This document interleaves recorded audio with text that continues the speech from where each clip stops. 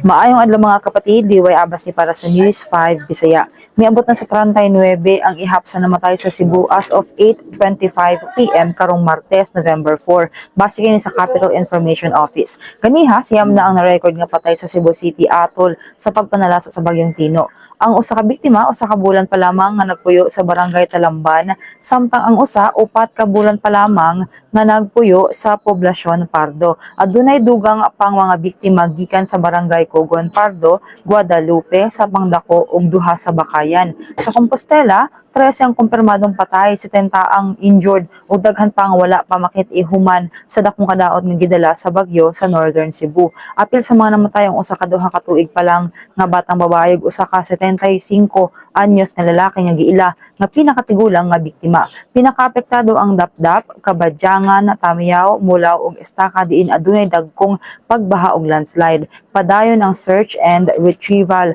operations sa Compostela Rural Health Unit samtang daghan pa ang nagpabiling missing. Kini sila mga tong update, magpadayon na sa pagbantay sa social media pages sa News 5 para sa uban pa mga balita ug update.